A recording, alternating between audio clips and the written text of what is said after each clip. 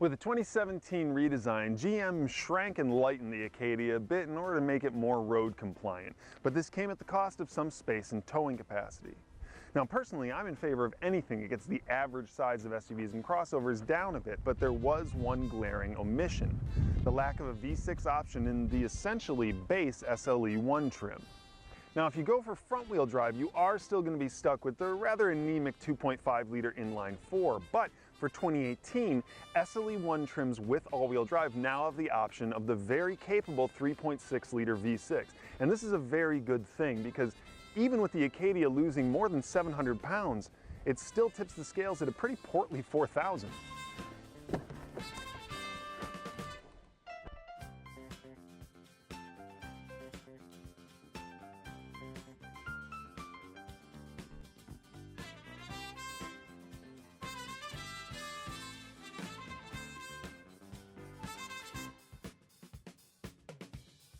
Sure, that doesn't sound like a lot today, but 2 tons is a big slice of pie no matter how you try to eat it. And with the 193 horsepower and 188 pound-feet of torque you get with the 4-cylinder, you're going to have a hard time choking down that pie. Not so with the 3.6. 310 horsepower and 271 pound-feet of torque will get you to 60 miles an hour in just over 6 seconds. And while the 4,000 pound maximum towing capacity is about 1,000 pounds less than the top competition, it's more than enough for anything you should be trying to tow with the Acadia. That said, I've seen people towing boats with everything from Miatas to minivans, so your mileage may vary.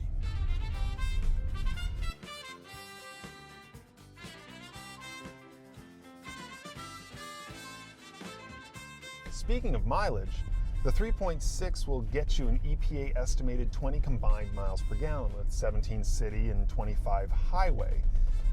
That's not astounding, but it's not terrible either.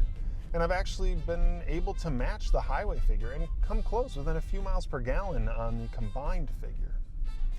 That said, competitors like the Durango, the Pilot, the Highlander, they all offer you a couple more MPGs at least with their 3.5-liter V6s. And it's not that this transmission is horrible, but, you know, in 2018, a 6-speed just kind of feels about as up-to-date as an in-dash CD player. There's also some good news for this all-terrain package. Now, previously, if you clicked this option, it meant foregoing the third-row seating in lieu of a cargo management system.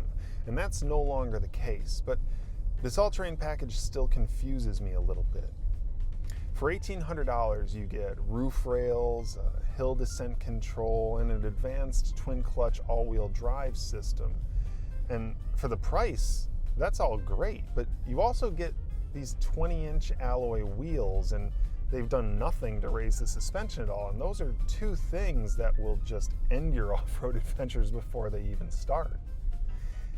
What they should have done is put 18-inch wheels with nice all-season tires on this and raise the suspension up a little bit above the 7 inches it sits at now. And that way you'd actually have an all-terrain package, right? Now the big decision is which trim to get. Previously I called the SLE the base trim, but there's actually an SL you can special order from the dealer if you don't mind waiting while it's built. And for that reason, most people are going to consider the SLE the base trim. But since it costs an extra $3,500 for what looks like some LED running lamps, satellite radio, some floor mats, and a compact spare, let's just consider the SLE2 the starting point. There, for $36,195, you're getting remote start, fogs, a power liftgate and driver's seat with heat for the front driver and passenger seats, roof rails, and 18-inch aluminum wheels, plus the V6 option whether you go front or all-wheel drive. That's pretty good, but this SLT1 with the all-terrain package is more than 10 grand more than that, so where's the extra money being spent? Well, this dual Skyscape sunroof is $1,400 alone, and I can't even close the back one without getting out of the driver's seat. There's an $860 exterior convenience package, which adds cross rails to the roof rack, plus these side steps, $650 for the trailering package, $450 for navigation, $395 for the Quicksilver metallic paint, and a $300 interior protection package, which is a really interesting way to say rubber floor mats. Now that's a little too close to 50 grand for comfort, if you ask me, especially when the MSRP on the Denali version I tested previously is just a stone's throw from there on the other side of 50. I still think that the SLE with the driver alert package is the way to go. That's $800 to add a blind spot monitoring system with rear cross traffic that you are going to need, a lane departure warning system with intervention, and rear parking sensors. I mean, you could grab that with the V6 and upgrade the infotainment system to the 8-inch screen, and you'd still be under 38 grand. And that's smart shopping. Given the SLT1 comes with the driver alert package and adds leather, auto-dimming mirrors, passenger seat power, the 8-inch infotainment, and a Bose stereo, I can see people being seduced at its sub 40 grand sticker, but the SLT2 and the Denali just don't add enough to justify the price in my book. Listen, any vehicle that manages to drop more than 700 pounds from its curb weight deserves praise, and the difference can definitely be felt here with better on-road manners, better engine response, and better braking. I've been very impressed with how the Acadia handles its weight modulation through turns, even without the dynamic suspension. And the braking is improved as well. It's 60 miles an hour to zero distance will be 125 feet, and that's an improvement over the previous generation, but with it dropping nearly a quarter ton in weight, I would expect it to brake a bit better.